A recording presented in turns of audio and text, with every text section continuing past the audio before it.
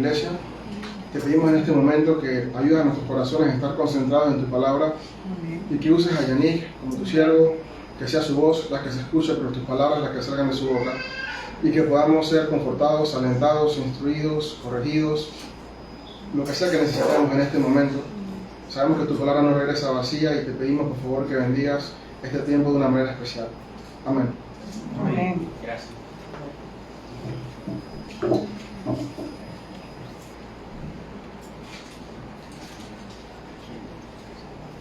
Buen día.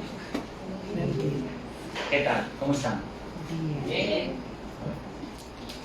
Me acabo de dar cuenta que ese reloj está atrasado. Entonces, si vamos bien, me llevo de este. Si me falta tiempo, me llevo de aquel. Así que, bueno, hoy empezamos una serie del libro La Carta de Santiago. Es una carta corta, comentaba ahorita ahí con Israel y con Joel, una carta corta, 4 capítulos, de los primeros libros escritos del Nuevo Testamento. De hecho, algunos lo ponen más tarde, pero probablemente fue uno de los primeros junto con Marcos. Y bueno, vamos a entrar en materia de una vez. Vamos a orar antes de eso. Padre, gracias, Señor, por este tiempo. Gracias por la oportunidad que tú me das de estar aquí predicando tu palabra. Pido que tú me limpies, Señor, y puedas, Señor, utilizar este momento para que tu Espíritu ministre en la vida de las personas que están aquí, así como has ministrado en mi vida, Señor, a través de esta carta. En el nombre de Jesús, Señor, glorifícate. Amén.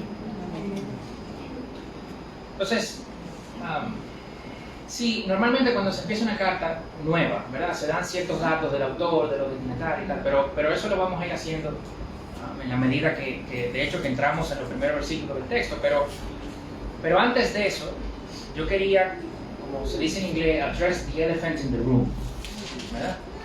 Que es como atiende lo obvio, ¿verdad? The elephant in the room es el elefante que está en la habitación, o sea, es imposible no ver el elefante en la habitación. Entonces, vamos a ver eso, y es que todo el mundo sabe que Santiago da problemas a veces, porque tú vienes de un montón de cartas de Pablo diciendo que la salvación es por gracia, y Santiago pareciera que dice otra cosa.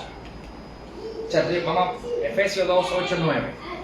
Porque por gracia habéis sido salvos por medio de la fe, y esto no de vosotros, sino es don de Dios, no por obras para que nadie se gloríe. Romanos 3, 28, porque sostenemos que el hombre es justificado por la fe, aparte de las obras de la ley. Gálatas 2, 16. Sin embargo, sabiendo que el hombre no es justificado por las obras de la ley, sino mediante la fe en Cristo Jesús, también nosotros hemos creído en Cristo Jesús para que seamos justificados por la fe en Cristo y no por las obras de la ley, puesto que por las obras de la ley nadie será justificado. Y entonces llega Santiago. En 2.17 dice, la fe si no tiene obras está muerta.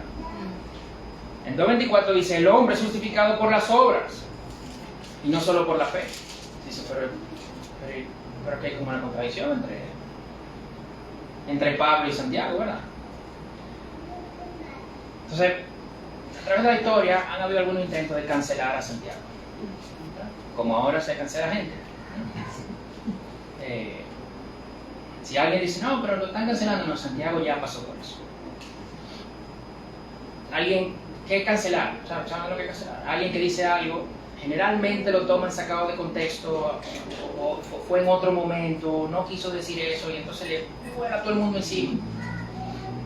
Entonces, a Santiago, digamos que lo han querido cancelar de esa manera, pero podemos ver también otras cosas.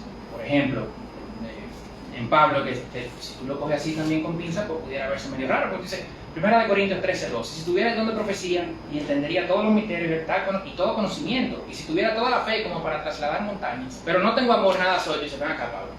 Pero entonces ahí tampoco es fe. No, espera, entonces viene el paulino entendido, ¿no? Dice, espérate, no, es que aquí Pablo está hablando del don de la fe, ¿ok? Si viene aquí, de 1 Corintios 12, habla de los dones del Espíritu, entonces aquí está hablando del don de la fe. Si tú tienes ese don o cualquier otro y no tienes amor, no tienes nada.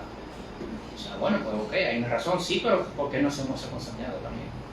¿Qué se ha hecho? Claro que se ha hecho.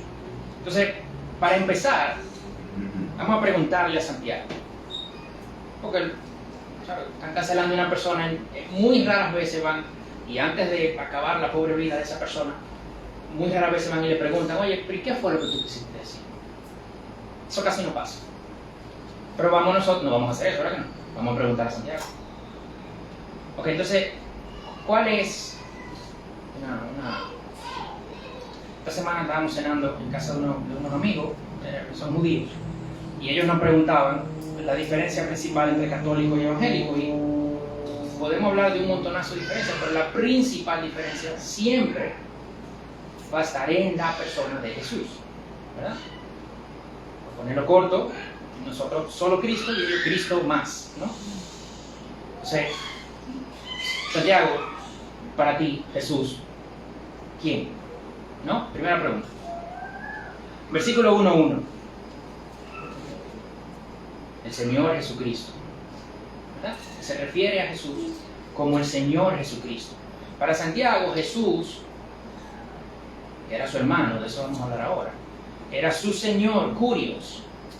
Y esta palabra, Curios, Señor, no es como que, sí, Señor, ¿qué tal, Señor? No, tenía un contenido divino. ¿Ok? Los cristianos, de hecho, cuando lo querían, no querían martirizar, pero cuando lo iban a matar por su fe, le decían que dijera César Curios, César Curios, ¿verdad? El César es Señor. Y ellos decían que no iban a decir eso, se le traía problemas.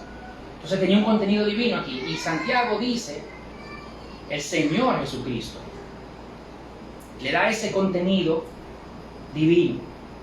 En 2:1 dice que es el objeto de nuestra fe. Capítulo 2, versículo 1, Santiago habla de Jesús como el objeto de nuestra fe. Y en ese mismo versículo dice del glorioso Señor Jesucristo. No es solo Curios, Señor, ¿verdad? Divino, sino glorioso. El glorioso Señor Jesucristo, que es en quien ponemos nosotros nuestra fe. En 5:8, capítulo 5, versículo 8, habla de la venida del Señor que está cerca. O sea, Santiago entiende, ¿verdad? Es el Señor Jesucristo, el glorioso Señor Jesucristo, es como Dios, ¿verdad? Es Dios también, y va a volver. Bueno, o sea, eso es un entendimiento más o menos completo del Evangelio. Claro, pero no tenemos aquí una exposición del Evangelio por parte de Santiago, pero porque no esté, no significa que Santiago no esté creyendo que es así, ¿ok? Falta de evidencia no es evidencia de falta.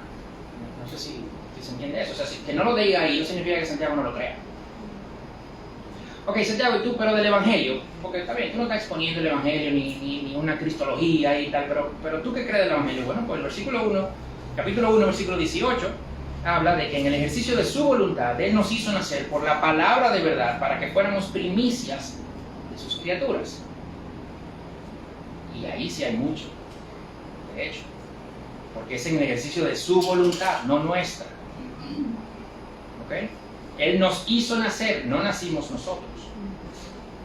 Por la palabra de verdad, no por algo que nosotros hayamos hecho o dicho de parte nuestra. Para que fuéramos primicias de sus criaturas. O sea, ese versículo tiene mucho contenido teológico también. ¿Qué otra cosa dice Santiago del Evangelio? Que es poderoso para salvar. Esa palabra de verdad, que en el Nuevo Testamento varias veces se utiliza para hablar del Evangelio, en el capítulo 1, versículo 21, dice Santiago que reciban esa palabra implantada que es poderosa para salvar sus almas. Palabra de verdad, de nuevo el Evangelio, 2 Corintios 6:7, Efesios 1:13, 2 Timoteo 2:15, hablan de la palabra de verdad como el Evangelio. Y para Santiago, ese Evangelio, esa palabra de verdad, ese mensaje es poderoso para salvar. Bueno, Santiago, y entonces nosotros de cara a eso, bueno, versículo 1, capítulo 1, Santiago se llama esclavo del Señor Jesucristo. Santiago es esclavo de ese Señor. Jesucristo. En el versículo 4 del capítulo 4, luego de llamar, Santiago muchas veces habla a sus destinatarios como hermanos amados, pero de repente aquí le dice adúlteras, almas adúlteras, lo traduce la nueva, la traducción que estamos viendo, pero el original es adúlteras, en femenino de hecho. Y muchos interpretan esto como que, claro, desde el Antiguo Testamento Dios es el esposo, Israel es esa esposa, esa novia, y en el Nuevo Testamento la iglesia es la novia. Entonces Santiago les dice, ustedes que son la novia, que son la esposa, cuando no hacen lo que deben hacer, están adulterando, ustedes son adúlteras. O sea, que sí, es cierto, no tenemos una explicación del Evangelio como en Romanos, pero con estos versos podemos ver que Santiago sí lo entiende, tal cual como está en Romanos. Entonces, o sea, tenemos que recordar una carta, una epístola en el primer siglo se escribe para un propósito específico. ¿Ok? Entonces, Pablo escribe Romanos por un propósito específico, escribe Colosenses, que lo revisamos, con un propósito específico, igual Filipenses, igual Efesios, con algo en mente específico. Y entonces, al parecer, los destinatarios de Santiago en esta carta no tenían mucho problema con la doctrina. Porque si hubiesen tenido mucho problema con la doctrina, pues entonces Santiago hubiese hecho una exposición mucho más amplia de eso. Pero al parecer no tenían ese problema. Tenían otro tipo de problema, no con la doctrina, sino con la práctica. Yo creo que la clave de todo esto está, que lo vamos a ver más adelante con mucho más detalle, pero vamos a repasarlo ahora. La clave está en Santiago 1, del 21 al 25. Dice, del versículo 21 al 25, por lo cual, desechando toda inmundicia y todo resto de malicia, reciban ustedes como humildad la palabra implantada, que es poderosa para salvar sus almas. Eso ya lo vimos. Y el versículo 22, sean hacedores de la palabra, de esa palabra, y no solamente oidores que se engañan a sí mismos. Y yo creo que ahí está la clave. Y luego Santiago pone una ilustración, porque si alguien es oidor, no hacedor, es semejante a un hombre que mira su rostro natural en un espejo, pues después de mirarse a sí mismo e irse, inmediatamente se olvida de qué clase de persona es. Pero el que mira atentamente a la ley perfecta, la ley de la libertad, y permanece en ella, no habiéndose vuelto un oidor olvidadizo, sino un hacedor eficaz, este será bienaventurado en lo que hace. Yo creo que la clave de Santiago está aquí. Si tú solo oyes la palabra y no la haces, el problema es que te estás engañando. No es que la salvación es por obra, no, es por fe. Pero si tú no estás haciendo las obras, entonces tú no tienes la fe, te estás engañando. Tú eres como ese que se ve en el espejo, ¿verdad? Como me pasó a mí esta mañana. Me vi en el espejo y cuando estoy en la puerta que voy a salir, mi esposa me dice, estás despeinado. ¿Ok? Así mismo. Entonces Santiago dice, ¿cómo va a ser? Tú te ves, te mira y te va y se te olvida. No, la palabra es ese espejo. Y si cuando tú te ves, te mira y entonces tú no ves ese cambio, entonces tú no estás creyendo lo que dice el espejo. Ese espejo para ti está dañado. Entonces tú no crees. Pero la clave yo creo que está aquí. Si tú no lo haces, no estás en esa palabra de verdad. Es una advertencia. Es una advertencia. No es una contra teológica. No, es una advertencia. Hey, hermanos amados, tengan cuidado. Él presupone que esos destinatarios entienden que la salvación es por fe. Pero bueno, habían algunos que entendían que con solo decirlo, de repente, pues ya ellos ya estaban en el cielo y tenían lo mejor de los dos mundos, de hecho. Aquí hago lo que me da la gana y como quiera voy al cielo porque mira, la salvación es por gracia, no es por fe. Y Santiago dice, no. Si tú no eres hacedor, solamente oidor, te estás engañando. Te estás engañando. Hoy, poca gente se pudiera atrever a escribir un libro así, una cosa así, porque estamos en la era de los disclaimers, ¿verdad? De los aclarandos. Tú dices, no, porque el Evangelio por gracia. Bueno, sí, pero recuerden Santiago también, ¿verdad? Entonces yo estaba predicando en Santiago. No, pero que tienen que hacer las obras. Sí, claro, pero acuérdense, ¿sabes? Para que no me vayan a malinterpretar. Eso se oye mucho ahora en los sermones. Yo oigo los sermones así en radio, los podcasts y tal. Y no quiero que me malinterpreten. ¡Pam! No aclarando. Sí, porque de la era de Santiago no tiene que ver con eso. No. A Santiago no le importa si lo cancelan. Se dice que esta carta es lo más cercano en el Nuevo Testamento a la literatura de sabiduría del Antiguo Testamento. Proverbios, ¿verdad? El libro de Proverbios. Y uno lo revisa y a primera pasada es muy similar a Proverbios, claro.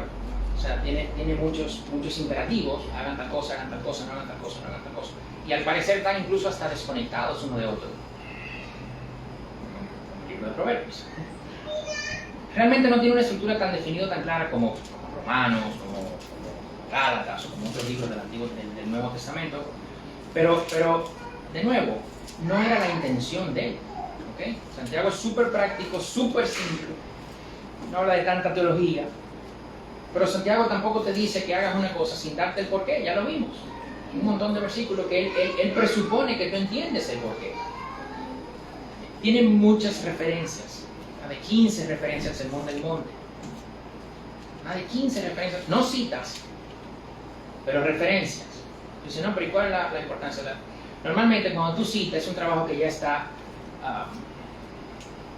compilado, puesto en algo, en un libro, en un escrito y tal. Pero Santiago no cita, él hace referencias. Pero Santiago estaba ahí, él lo oyó. ¿Okay? Él no lo ve de otro, que ya lo recogió aquí, ¿no? Entonces, para personas como yo, de hecho, que cierta vergüenza lo puedo decir, nos gusta mantenernos en ese mundo de las ideas, ¿verdad? Santiago viene a aterrizarnos. Santiago no le importa si lo cancela, no tiene que ver con aclarando. Santiago viene a, como dice en inglés, a obligarte a put your money where your mouth is. A poner tu dinero donde está tu boca, donde lo que tú dices. Ah, ¿tú crees eso de verdad? Yo quiero verlo. Ah, sí, tú, que tú entiendes, no sé qué, enséñamelo. Put your money where your mouth is. A eso viene Santiago. Y con esa introducción, vamos a la introducción. El texto de hoy, Santiago, capítulo 1, versículos del 1 al 4. Ese versículo 1 es la próxima introducción, y luego veremos el 2, 3 y 4. Y dice: Santiago, siervo de Dios y del Señor Jesucristo, a las 12 tribus que están en la dispersión, saludos. Tengan por sumo gozo, hermanos míos, cuando se hallen en diversas pruebas, sabiendo que la prueba de su fe produce paciencia, y que la paciencia tenga su perfecto resultado, para que sean perfectos y completos, sin que nada les falte. Entonces Santiago, siervo de Dios y del Señor Jesucristo, vamos a hablar ahora de él, le escribe a estas 12 tribus que están en la dispersión. Y la mayoría concluye que por esta expresión de las 12 tribus que están en la dispersión, esa expresión de las 12 tribus era muy usada en el Nuevo Testamento para referirse a judíos creyentes. Entonces, muy probable, lo más probable es que Santiago se estaba refiriendo, le estaba escribiendo a judíos creyentes, ¿verdad? Que estaban en la dispersión. La dispersión es que no están en Palestina, ¿verdad? Que están dispersos, regados en Asia, Asia Menor y tal. Esto puede darse porque Hechos 11 dice en el versículo 19: ahora bien, los que habían sido esparcidos a causa de la persecución que sobrevino después de la muerte de Esteban, ¿verdad? Recuérdense que Pablo era que estaba ahí en la muerte de Esteban, y esa persecución se da, y entonces ellos salen huyendo de la persecución y se dispersan, ¿verdad? Fuera de Judea, de Palestina. Entonces, esos creyentes, al parecer, como como ya vemos en el resto de la carta, tenían la doctrina clara, pero ese no era su problema. Estaban pasando por pruebas, su fe no se estaba viendo en sus vidas, y Santiago escribe esta carta. Esteban muere en el 33, 35, 32, por ahí. Eso desata una persecución 5 o 10 años después. Santiago escribe esto a esos judíos que ya tienen un tiempo viviendo fuera. Y al parecer, pues bueno, le llegó esta noticia a Santiago de que se estaban comportando de esta manera, y Santiago ve la necesidad de escribir esta carta. Eso todavía no era la persecución brutal que se dio unos 10, 15 años después, que ya sí fue otra cosa, ¿no? Pero sí había ya esa persecución, ¿okay? Sí ya había rechazo, sí ya empezaban a tener problemas, sí ya no eran aceptados los cristianos, y principalmente los cristianos judíos, los judíos cristianos, en la comunidad donde llegaban. Y Santiago ve la necesidad de escribir esta carta. Pero ¿quién era Santiago? Vamos a hablar un poco de quién era el autor. Santiago, en inglés James, ¿verdad? En hebreo su nombre era Jacobo, y estaba revisando hace unos minutos aquí con Edgar de hecho un artículo que encontramos en internet de Colección por el Evangelio de Hiram Nanu, que explicaba de dónde viene de Jacobo a Santiago, ¿verdad? Y a James también en inglés, pero bueno, de Jacobo a Santiago viene porque el Tiago viene del Jacobo, del Jacopo, ¿verdad? Del Jacob, entonces Santiago. Un dato interesante. Y este Santiago, Jacobo, era medio hermano de Jesús. No creía en Jesús, de hecho, lo vimos aquí, en Juan 7. Juan 7:5, ni sus hermanos no creían en él. Al principio pensaban que estaba fuera de sí. De hecho, hasta María llegó a pensarlo. En Marcos 3, 20-21, Jesús llegó a una casa y la multitud se juntó de nuevo a tal punto que ellos ni siquiera podían comer. O sea, no había espacio ni para comer de la multitud que había ahí. Cuando sus parientes oyeron esto, fueron para hacerse cargo de él, porque decían, está fuera de sí. ¿Y quiénes eran sus parientes? En el versículo 31 de ese capítulo lo dice, sus parientes eran María y sus hermanos. Pero esto no debe parecernos muy extraño tampoco, porque, o sea, vamos a ver, ¿quiénes tenemos hermanos? Nosotros que tenemos hermanos, honestamente, ¿a la primera le vamos a creer? No, porque lo vemos todos los días. O sea, Santiago vio a Jesús levantándose, acostándose, compartió baño con Jesús. ¿Ok? Y en esa confianza, tú dices, pero el hermano mío, o sea, ¿qué es lo que tiene este de especial? Y de hecho, si veía algo fuera de lo común en Jesús, lo que hacía era irritarle, más que sorprenderle. Pero no porque Jesús es sorprendente, sí, ok, vamos, ponte en la posición de Santiago, su hermano, menor, con 15 y 10, no sé qué edad se llevaban uno de otro. Jesús nunca pecó, ¿verdad? Entonces no importó circunstancia, nunca le dieron la razón a Santiago. ¿Sí o no? Y si se la dieron, él sabía que estaba mandada. O sea,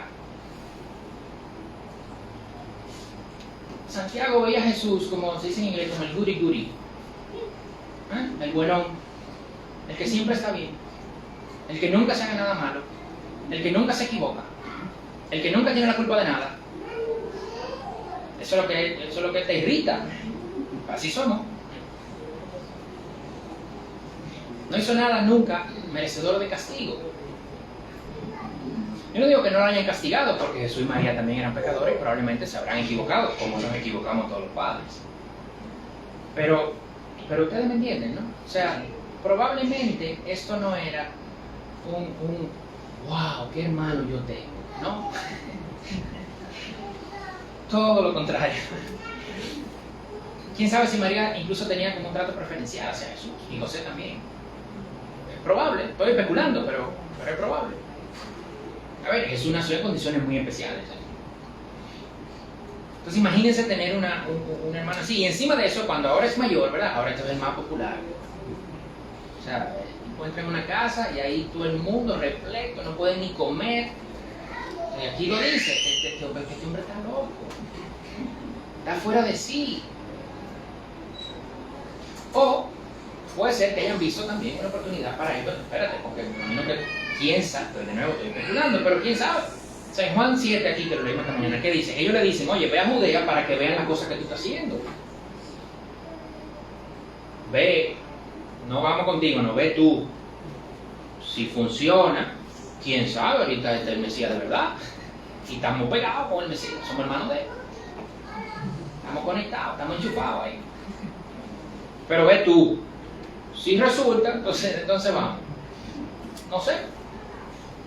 Lo que sí no vemos era que había ningún tipo de aceptación de los hermanos de Jesús hacia Jesús. Pero ¿qué pasó con Santiago entonces? ¿Algo pasó? ¿Algo pasó? Porque versículo 1:1, el Señor, Curios, el glorioso, versículo 2:11.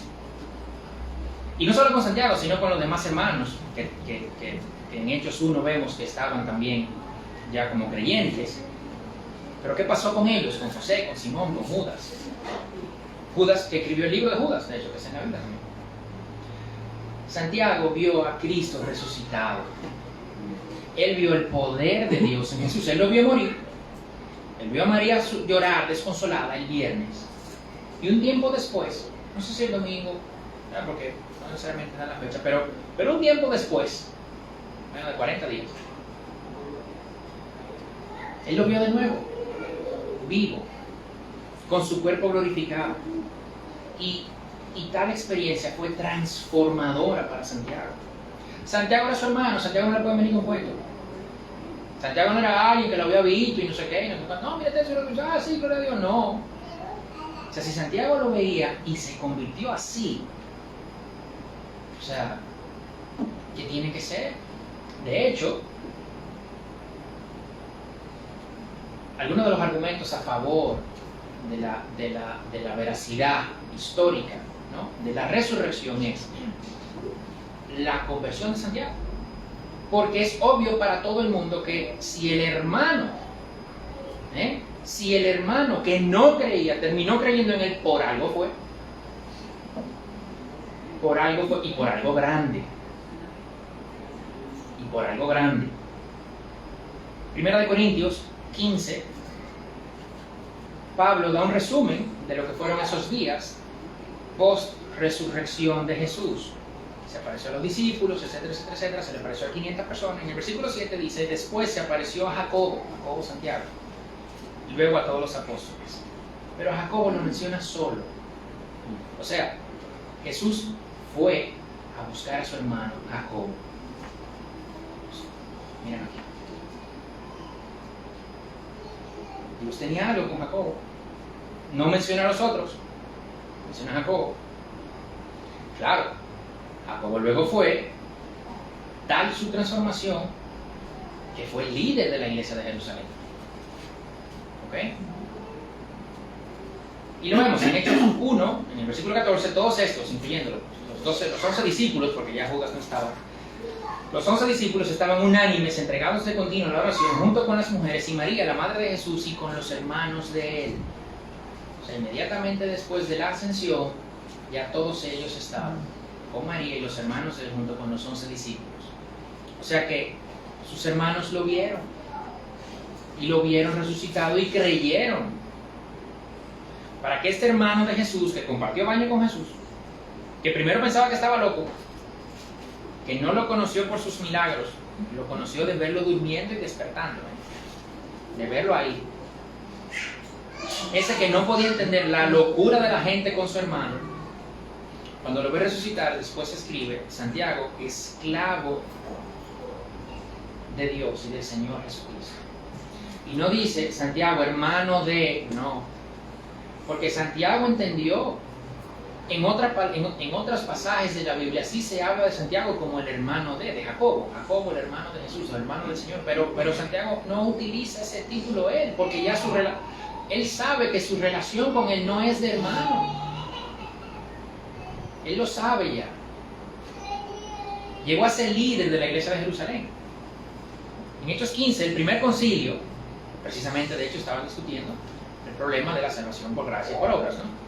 Querían circuncidar a todos los gentiles y la conclusión fue, no hay que circuncidarlos. ¿Quién dirige la mesa de esa discusión? Juan, Pedro, Pablo. No, estaban ahí los 13, pero no ellos, no. Jacobo. Jacobo se pone de pie y dice, lo que vamos a hacer es esto. Santiago. De nuevo, como mencionaba, el testimonio de Santiago y de Pablo se utiliza para esa prueba de la resurrección. Pero para mí es más sorprendente, de hecho, la conversión de Santiago que la de Pablo. Voy a explicar por qué. Pablo no conocía a Jesús la persona de Jesús antes de morir. O sea, él estaba en cero, no había oído de él. Le dijeron cosas y de ahí arrancó. Pero Santiago estaba en negativo. Él conocía a Jesús más que cualquier otra persona y ya tenía en su cabeza la idea de que él estaba loco. O sea, Pablo está aquí, pero Santiago está aquí. Cuando Pablo se convierte, se arrodilla delante de Jesús, que se le apareció como una luz que lo cegó. Cuando Santiago se arrodilla delante de su hermano mayor. No es lo mismo, ¿eh? No es lo mismo. Pablo era fariseo, era perseguidor de la iglesia.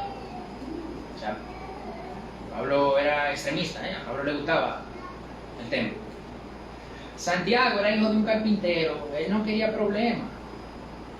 O sea, hay mucha gente junta con José en una casa, oye, vamos a buscar a ese muchacho.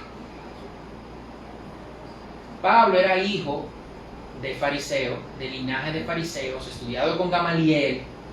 Santiago era hijo de José. Y José, cuando se entera que María está embarazada, se iba a separar con ella callado para no armar un alboroto. O sea, no es una persona de pleito y de no. Pablo más o menos sí. José no. Y Santiago era hijo de José. ¿A quién se va a parecer Santiago? Su papá. ¿Verdad? Entonces, de hecho, a mí me sorprende más. O sea, no creo que la expresión sea que me sorprende más, pero me llama más la conversión de Santiago. Imagino, María, está Jesús en un gentío, no cabe donde están. Oye, pero es que Jesús me va a meter en problemas. ¿Por qué? Porque mira ese muchacho, y ahí sale Santiago ahora, ¿verdad? Cuando era un chiquito, siempre tenía razón, ahora mira, yo te lo dije a ti, mamá. Yo te lo dije a ti. Tú nunca me hiciste caso. Y de ahí llegó a ser líder de la iglesia en Jerusalén y a morir como mártir. Su testimonio fue tan poderoso que lo llamaban Santiago el Justo, Jacobo el Justo. Cuentan los historiadores que de su muerte, ¿no? Que los fariseos fueron donde Santiago y le pidieron, mira, como todos oyen tus palabras, porque nosotros y el pueblo, probablemente los fariseos se están poniendo ahí de más, pero lo dicen, como nosotros y el pueblo damos testimonio de que eres justo y de que no muestras parcialidad, diles a la gente desde arriba del templo, suben al templo, dices desde aquí arriba para que te oigan, para que no tengan esas opiniones de Jesús que tienen y tal. Y Santiago dice, Cristo está sentado en el cielo a la derecha del gran poder y vendrá en las nubes del cielo. Y lo tiraron. Cuando cae, no cae muerto. Se levanta, se arrodilla y ora por ellos. Y bajan a apedrearlo. Y mientras él está orando, uno de ellos, esa es la historia que está, uno de ellos los interrumpe y le dice, pero espérense, él está orando por nosotros. Y viene uno que era como grandote y coge un palo, le da en la cabeza y lo mata. Entonces, Santiago entendió. Él vio a Jesús resucitado y él dijo, Esto tiene que cambiar. Es que yo tengo que cambiar. O sea, yo no puedo seguir así. O sea, después que yo veo esto, yo creo esto, yo no puedo seguir igual. Ni él, ni todos sus hermanos tampoco. Él entendió eso y lo entendió hasta su muerte. Y con esa introducción, ahora empezamos el mensaje. En el versículo 2. Santiago entendió que no era solamente decirlo. ¿Ok? Él lo entendió clarísimo eso. No era solamente decirlo. Porque él hizo. Y cuando vemos aquí el versículo 2 que dice: tengan por sumo gozo, hermanos míos, cuando se hallen en diversas pruebas. Vamos a detenernos un poco aquí. Tengan por sumo gozo. Consideren. Él no está diciendo que las pruebas son un momento de gozo. ¿Ok? Él no está diciendo: vamos a reírnos, vamos a gozarnos de que estamos en la prueba. Wow, qué chulo, me van a tirar del templo. No, él no está diciendo eso. ¿Ok?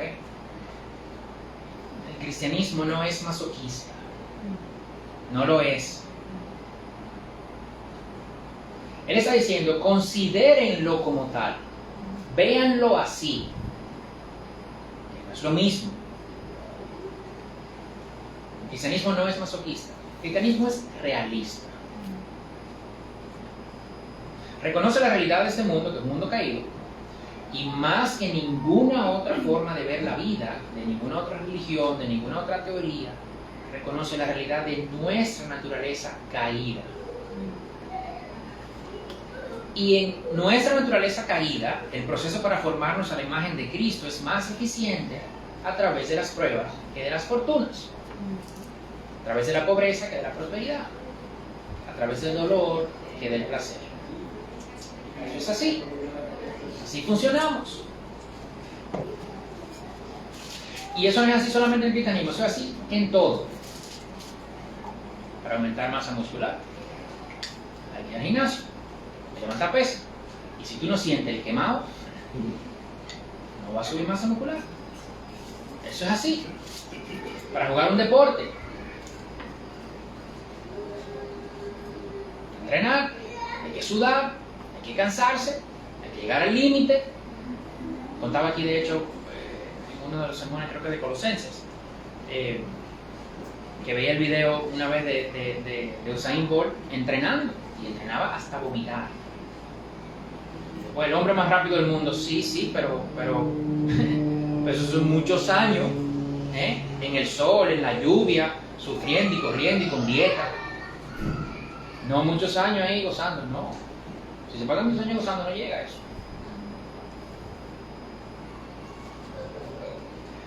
De nuevo, el cristianismo no es masoquista. El placer es de Dios también. ¿De quién lo puso? ¿Quién lo creó? Dios, ¿verdad que sí? Dios lo pone en la tierra para que lo experimentemos. Cuando experimentamos los placeres, también estamos experimentando ese regalo de Dios. En todo, una buena comida, una buena composición musical, una buena canción, una buena conversación, un momento de pasión con tu pareja, un abrazo de tus hijos. Sí, Dios puso todo eso ahí también. Esos momentos apuntan a Dios. Pero en esos momentos podemos malentender, ¿ok? Y olvidarnos de Dios. Es más difícil olvidarse de Dios en las pruebas. Porque sale como de adentro ya, incluso en nuestra cultura. Tú puedes ser ateo y cuando te está pasando lo peor, tú dices: pero Dios mío. Oye, y también podemos malentender las pruebas. Porque si no, Santiago no hubiese escrito esa carta. Tengan por sumo gozo. Parece que ustedes no lo están teniendo por sumo gozo, entonces también ustedes están malentendiendo la prueba también. Pero si podemos esto, resumirlo de esa manera: los placeres apuntan al cielo, pero las pruebas nos preparan para el cielo. Se crece mucho más a través de la prueba, a través del placer.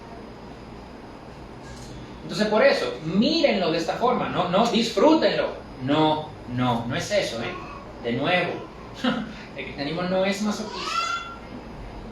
Para nada. Pero no lo vean como una calamidad. ¿Por qué a mí? ¿Qué hice para merecerme esto? No. Pero eso es muy típico de nuestra generación, muy típico de nuestros días.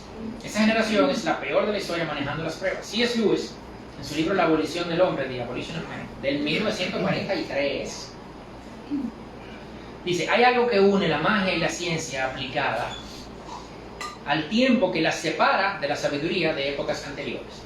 Para los sabios de antaño, el problema fundamental había sido cómo conformar el alma a la realidad. Y la solución había sido el conocimiento, la sabiduría, la autodisciplina y la virtud. Pero tanto para la magia como para la ciencia aplicada, el problema es cómo someter la realidad a los deseos de los hombres. Y la solución es una técnica. Antes, porque esa es la realidad, vamos a ver cómo nosotros podemos mejor entenderla, manejarla, esta realidad que es. Hoy, no, a mí no me gusta esa realidad, yo voy a cambiarla. Eso en el 1943. Yo creo que en esos 60 años, de 43 ahora, o 70 años más o menos, ya nos hemos dado cuenta que la realidad es muy difícil de cambiar. Entonces, ¿qué hacemos ahora? La negamos. Ahora la negamos, que es mucho más tonto. Pero esta es una sociedad pagana, esta es una sociedad secular, esta no es una sociedad de hard facts. No lo es. ¿Ok? Yo me encontraba en las redes sociales esta semana, una persona tenía más de 15.000 seguidores más o menos, era un coach de manifestación. Yo dije, vamos a ver. Entre tantas cosas, si quieres lograr algo nuevo, debes cambiar lo que haces. Entonces, hasta ahí puede tener algo de sentido. Cambia la frecuencia de tus vibraciones para lograrlo. ¿Cuál es la diferencia entre eso y la magia? No hay ninguna. Ya nos dimos cuenta, en los últimos 70 años, los últimos 50, 60, 70 años, ya nos dimos cuenta que la realidad no se va a cambiar porque queramos. Entonces ahora la negamos, porque esto es negar la realidad. Cambiar la frecuencia de tu vida. ¿Qué es eso? Eso no es nada. Eso no es nada. Eso es un disparate. La cultura de hoy no la acepta, la niega la realidad, niega la verdad. Y eso es obvio porque la verdad es de Dios y la mentira es del diablo. Entonces, mientras yo más cerca estoy de la realidad, del placer o del dolor, de hecho, más cerca estoy de Dios. ¿Ok? Nuestros ancestros eran sobrevivientes. Esta generación es la más cómoda de la historia. Mayor nivel de ingreso, menor nivel de progreso, mayor seguridad, menos guerras, menos muertes por guerras, menos muerte por desastres naturales, más desarrollo en medicina. Antes la gente se moría porque se cortaba la mano y se infectaba. Se cortó la mano, se cayó, se peló la rodilla, se infectó, se fue. Porque se infectó. No había penicilina, antibiótico, no había antibiótico. La gente se moría por eso. Esta semana vi que en el 1920 creo que era la expectativa de vida en Canadá era 48 años. 48 años. No levanten la mano lo que en ese momento ya estuvieran muertos. Más desarrollo tecnológico, mayor comodidad de vida, más desarrollo social. Ahora que hablamos de tanto social, no, más desarrollo social, más derechos reconocidos, madre mía, mejores contextos sociales, más seguridad legal, la presunción de inocencia, pero por Dios. O sea, hoy no, pero hasta hace 5 años tú eras inocente hasta que se demuestre lo contrario. O sea, eso es un desarrollo de la sociedad monumental, que nace, por cierto, a raíz de los derechos humanos, que nacen basados en una cosmovisión de que el hombre tiene valor por ser hecho a la imagen de Dios. Ahora han querido borrar eso. Y evidentemente, si eso se va, la fundación donde está todo eso parado se cae también y ahora vamos para atrás. Pero esa generación, ahí es que llega. a la mejor de toda la historia. Sin embargo, es la de mayor nivel de inconformidad, mayores niveles de depresión, mayores niveles de problemas psicológicos, mayor índice de suicidio. Yo creo que eso no me cuadra. No mayor cantidad, claro, porque somos más gente, proporcional, quiero decir. Pero eso no cuadra. Y somos la más cómoda, deberíamos ser los más felices. No, todo lo contrario. La gente antes pasaba más trabajo y era más feliz. ¿Por qué? Porque no sabemos recibir las pruebas. Nuestra respuesta ante las situaciones es una parte de la situación, claro que sí, pero una mucho mayor parte, nuestra actitud ante esa situación. ¿Cómo interpretamos esa situación? Veía un video corto de Greg Maddux, un pitcher, creo que de los Bravos de Atlanta, fue todo, pero Greg Maddux era un pitcher súper famoso, muy bueno. Es uno de los dos en ganar 4 Cy Youngs corridos. El Cy Young es uno de los premios más grandes para los pitchers. El otro es Randy Johnson, el octavo pitcher con más ganadas. Y le preguntan acerca de Barry Bonds. ¿Saben quién es Barry Bonds? El tipo con más honrones de toda la historia, una máquina de bateo. Bueno, entonces le dicen que cómo era enfrentar a Barry Bonds. Y él dice, realmente Bonds era el más fácil de enfrentar. Y yo, ¿cómo que el más fácil? Y yo, sí, mira, si el turno importaba, dale base por bola porque ya resolviste. Y si no importaba, pues picha la vez. Ya. Ese es un tema de cómo lo sigue, cómo lo percibe Greg Maddux. Greg Maddux dice, no, yo elijo mis batallas. Y dice así mismo, I choose my battles, I pick my battles. A Barry Bonds, base por bola, ya, punto. Yo sé que me la va a sacar. Yo, pensando en eso, yo comparé, cómo realmente uno percibe las cosas. Y un ejemplo sencillo, a mí me gustaba antes ir de excursión, ¿verdad? O sea, vamos por un monte, dormimos por ahí, no sé qué, duramos un montón de días. Ya no me acompañó unas cuantas veces. Entonces yo ahí comparaba, o sea, para que tú veas que es un tema de percepción, porque o sea, claro, a uno le gusta dormir en su cama tranquilo y tal, pero cuando se va de excursión duerme en un sleeping bag, en el piso, con un frío incómodo. Entonces te pones muchas cosas abajo, pero siempre hay una piedra y tal, pero a mí, yo volvía, me encantaba. La ducha, bañarse, o sea, tú tienes tu casa tranquilo en una ducha, porque pero no te bañes en ese monte, en un río frío, que no hay espacio, entonces tienes que entrar con cuidado, te resbalas, tienes que agacharte, no sé cuánto, con ropa, porque no puedes estar así tampoco a la intemperie. O sea, o sea, yo ahora lo pienso ahora, que yo digo, pero ¿qué? Yo para qué cojo para allá cuando cojo para allá. Y de hecho cuando estaba allá siempre decía, no vuelvo más. Y volvía. La comida. Tú en un hotel, vamos a comparar unas vacaciones, ¿verdad? ¿Vamos para un hotel o vamos para de excursión? ¿Verdad? Pues se podrían hacer las dos cosas. Tú en un hotel tienes un buffet, mucha comida, no sé. Tú vas para estas cosas, ¿sabes un locrio? En dominicano un locrio es cuando tú cocinas el arroz junto con la carne. Ajá, el arroz con pollo o con otra carne también, ese pollo. Pero un locrio. Entonces, claro, era locrio. Tú siempre comías, ¿por qué comías locrio? Porque tú no puedes estar ensuciando ollas. Pero tienes que bajar para arriba a limpiarla. ¿Tú entiendes? Entonces tú ensucias una, y entonces siempre es el locrio. El otro día estábamos ahora en Dominicana y fuimos a un hotel con unos amigos y había que caminar a una piscina que había unos juegos de niños. Oye, pero eso eran 10 minutos caminando y ese sol y yo, wow. Pero cuando yo me voy a la excursión, yo camino 15 kilómetros un solo día y me encanta eso. Entonces es un tema de percepción, ¿sí o no? Es un tema de percepción. Depende de cómo tú lo recibes. Entonces Santiago dice, no es que la disfruten, no es eso. Porque realmente disfrutar, caminar 15 kilómetros para arriba para llegar a bañarse en el río frío, para dormir con una piedra aquí, de disfrutar, bueno. Pero hay otra cosa, ¿sabes? La experiencia, el compartir, la naturaleza. Entonces yo lo percibo de esa manera y me gusta. Entonces Santiago dice, consideren como que es algo que le trae algo bueno. que tienen que pasar por esa prueba para algo bueno, para ustedes. Me botaron del trabajo, pero considerando esto con gozo, oh, wow, ¿y qué pasó, bien? Bueno, mira, yo llegaba tarde muchas veces.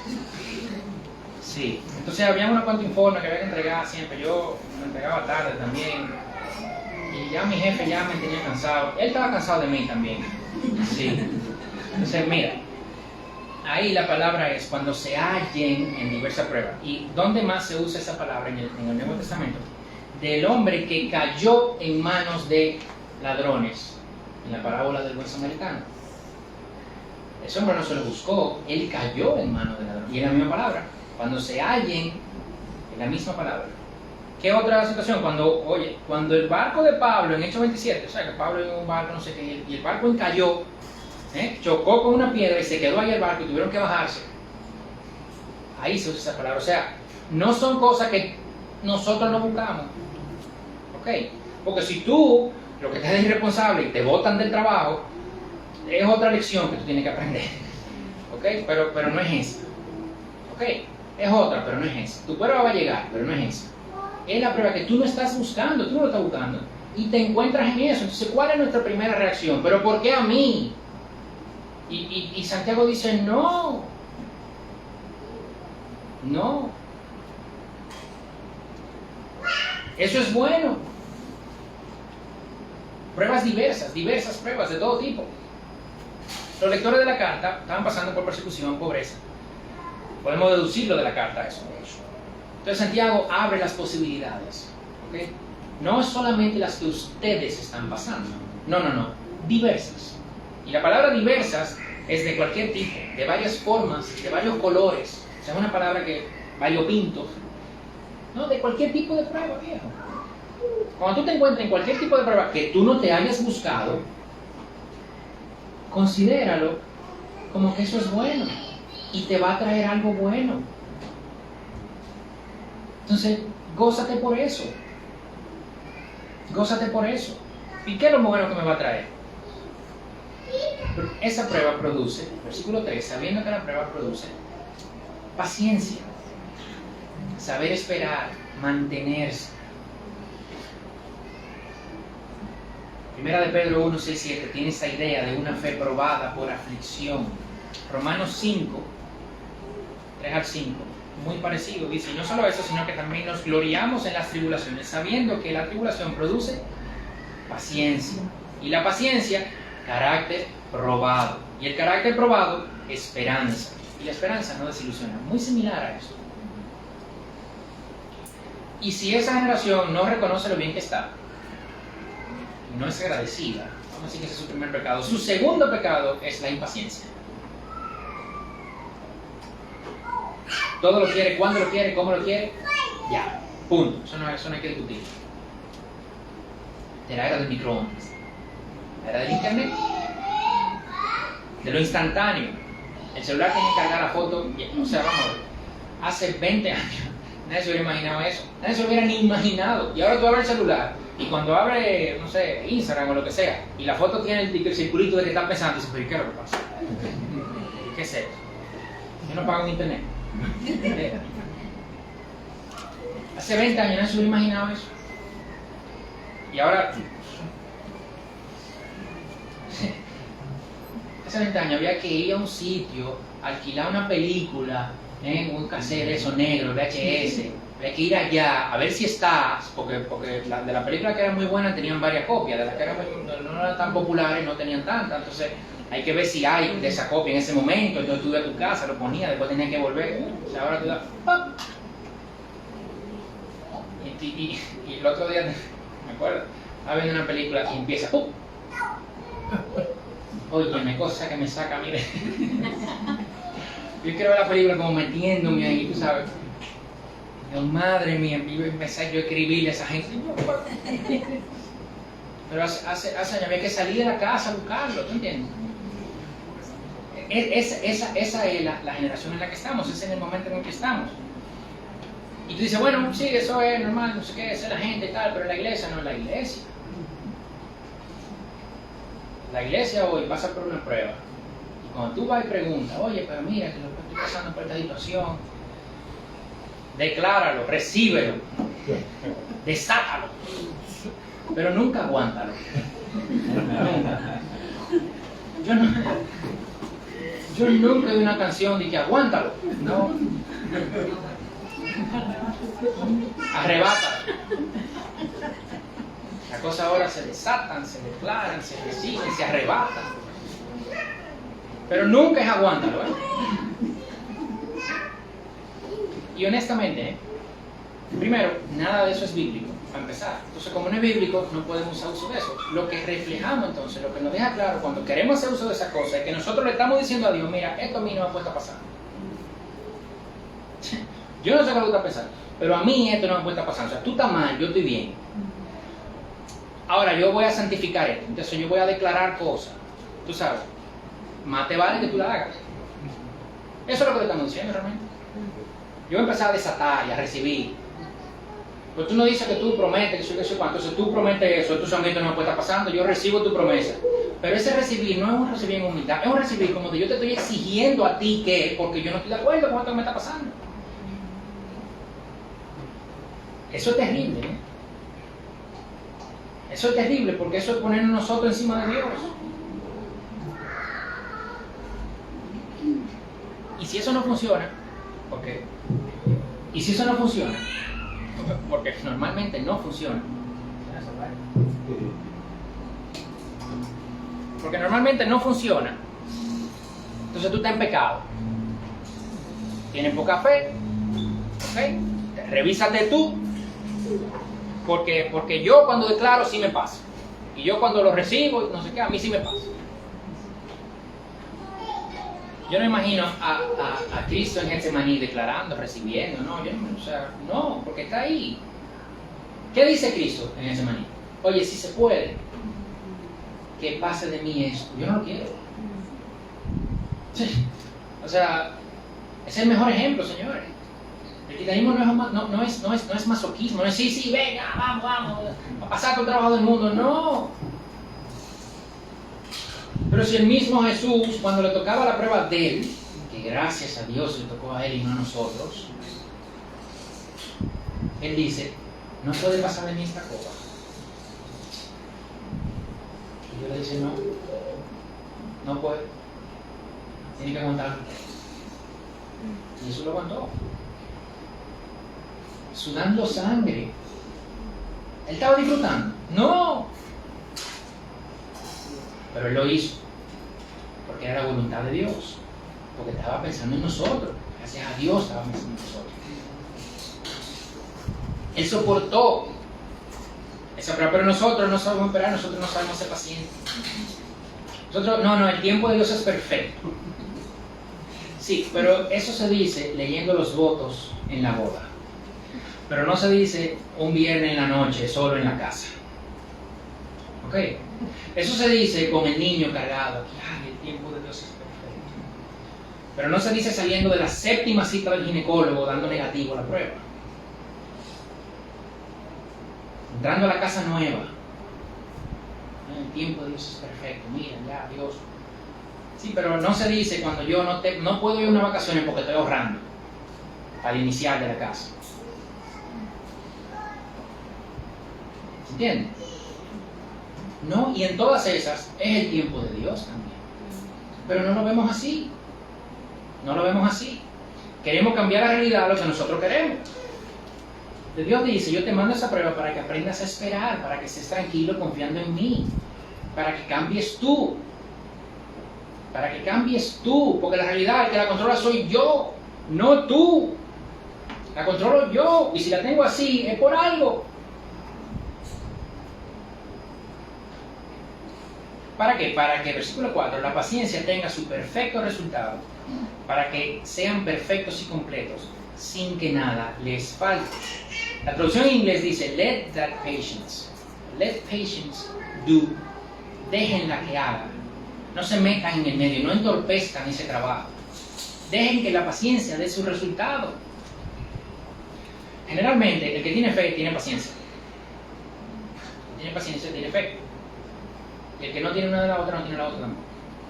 Y vemos varios ejemplos, vamos a ver ejemplos rápidos. Abraham, cuando no tenía paciencia, ¿qué pasa? Ismael. Cuando tiene fe, Isaac. El mismo Isaac.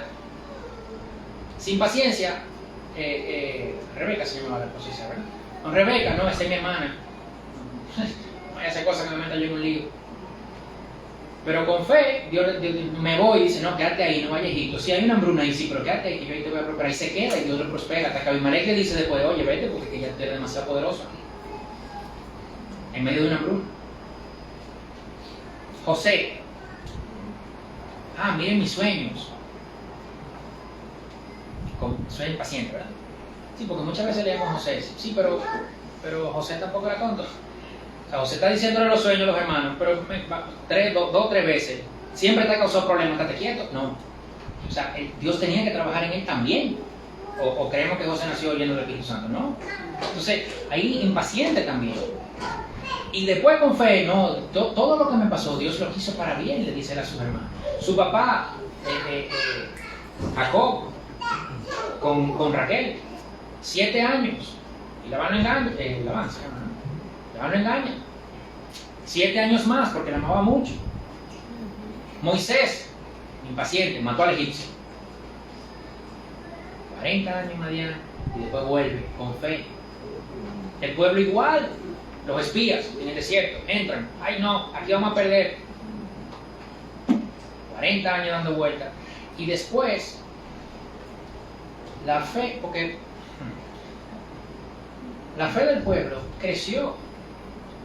Recuerden, en Jericó le dan vuelta. Y ellos le dieron la vuelta.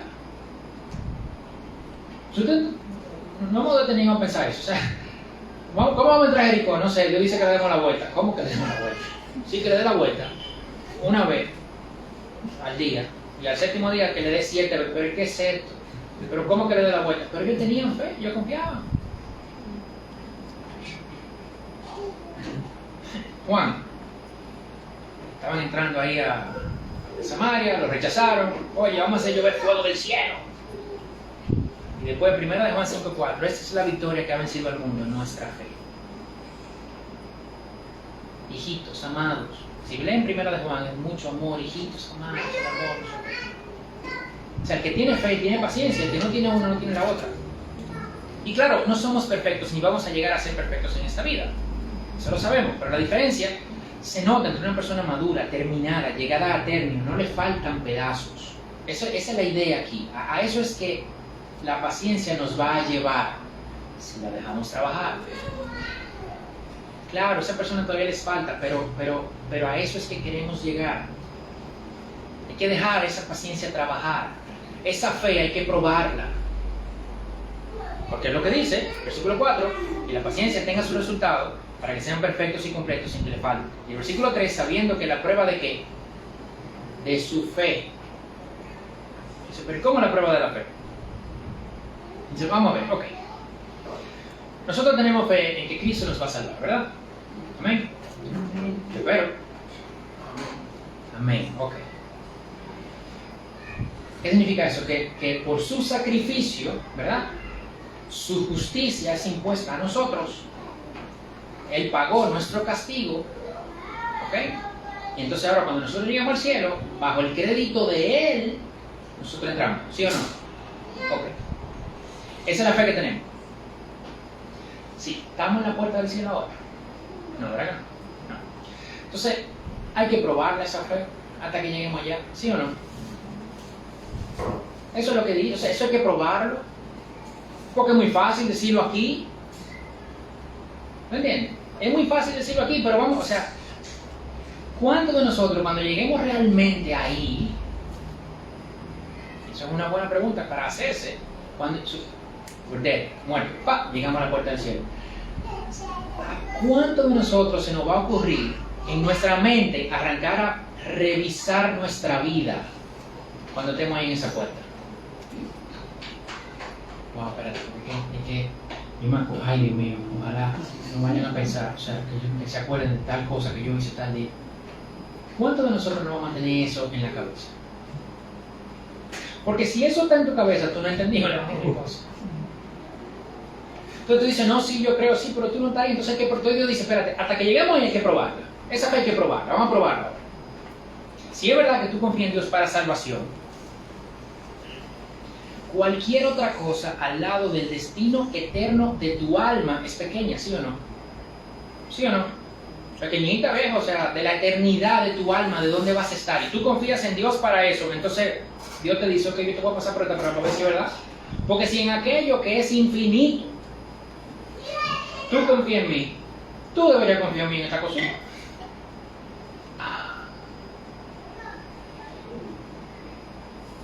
Esa cosa pequeña, pero claro, son inmediatas, son de aquí, son de ahora. Es ahora que están pasando. No es allá que vamos a operar, no, es ahora que están pasando. Y tú dices, pero si tú confías en mí para el destino eterno de tu alma, ¿cómo tú no confías en mí para esto que es chiquitico? Por más grande que sea. Es chiquitico al lado del destino eterno de la salvación. Entonces tú confías en Dios para eso, y en este chiquito aquí estamos de que tambaleando. Entonces, esa fe hay que probarla porque evidentemente eso ahí no hay coherencia. Tú tienes fe en Dios para salvación, ok, excelente, pero mientras tanto hay pruebas aquí abajo.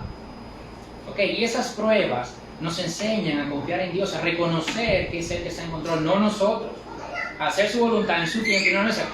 Pero, de nuevo, Santiago que está escribiendo eso, Santiago no está pensando que no, para que Dios, no, él sabe que Dios está en control. Las pruebas son para que nosotros nos demos cuenta de nuestra fe. Para que nos veamos nosotros en el espejo y digamos, vea, yo estoy fallando aquí. La palabra de esa prueba, doikimon, es eso, probar a ver si funciona. ¿Okay? Y alguien puede decir, sí, Yanni, pero la prueba que yo estoy pasando, tú no la has pasado. ¿Y saben qué? Yo puedo decir, eso puede ser verdad. Probablemente es verdad. Hebreos 2, 17 y 18 dice, por tanto, hablando de Jesús, tenía que ser hecho semejante a sus hermanos en todo, a fin de que llegara a ser un misericordioso y fiel sumo sacerdote en las cosas que a Dios atañen, para hacer propiciación por los pecados del pueblo. Versículo 18. Pues, por cuanto Él mismo fue tentado en el sufrimiento, es poderoso para socorrer a los que son tentados. Tentados y prueba ahí es la misma palabra. ¿Okay? Jesús fue probado, tentado, y Él pasó esa prueba. Y Él ahora te dice que pases tú la tuya. En Lucas 3, Jesús fue tentado por el diablo. Es la misma palabra, peirazo. En Lucas 22, Jesús le dice a sus discípulos, ustedes han estado conmigo en mis pruebas, peirazo. Oren para que no caigan ustedes en tentación, peirazo. Es la misma palabra. El principio aquí es parecido al de 1 Juan 4:20. Si tú no amas a tu hermano, ¿a quién ves? No puedes amar a Dios a quien no ves. Si tú no confías en Dios en estas pruebas, ¿de verdad tú confías en Dios para la salvación? Santiago viene y dice, oye, revísate, mírate en el espejo. Jesús fue tentado en todo eso. Él te entiende. Él me entiende. No soy yo que tiene que entender, yo te estoy diciendo eso, no. La prueba que Él pasó y la pasó bien fue infinitamente peor que lo que sea que nosotros pudiéramos pasar. Y si eso no te convence, la semana pasada creo que era, que citaba una persona, no me acuerdo quién era, que decía que la peor vida que pueda un ser humano tener aquí, en comparación con la eternidad en el cielo, es como una noche mala en un hotel.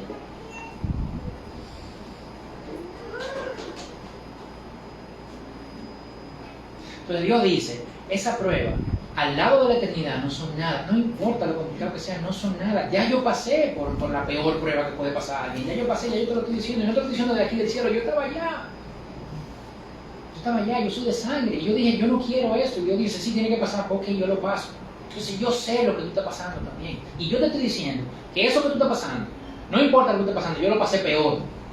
Y por eso te estoy diciendo que eso es bueno para ti, porque te prueba, porque tú puedes entonces decir, sí, yo confío en Dios para salvación, porque yo confío en esto. Y entonces estás seguro, completo, perfecto, hecho, no te falta nada. Eso es lo que dice aquí Santiago. Entonces cuando lleguemos allá, con nuestra fe probada, ¿verdad? Entonces, no se nos va a ocurrir nada a nosotros pensar en nosotros, claro que no, porque sabemos que es por Él, por gracia. Vamos a orar. Gracias, Señor, por este tiempo, gracias por tu mensaje, gracias por tu palabra. Gracias, Señor, por la vida de estas personas que tú utilizaste para escribir hace tantos años en un plan perfecto que sabía que el día de hoy nosotros podíamos estar leyendo eso, Señor, y tu Espíritu usando esta palabra para trabajar en nuestros corazones. Te pido, Señor, que tú nos bendigas, y que tú bendigas, Señor, el trabajo de tu Espíritu en el corazón de cada uno de nosotros, en la posición, en el momento, en el lugar que cada uno individualmente se encuentra. Para que tú nos puedas seguir transformando a través de las pruebas, produciendo esa paciencia, Señor, esa confianza de nosotros en ti, hacia ti, sabiendo, Señor, que tú nos guardas en tus manos, Señor, y que algún día todo esto va a pasar, no importa la prueba, y lo que sea que haya sido, pase a nada en comparación con lo que tendremos. En el nombre de Jesús. Amén.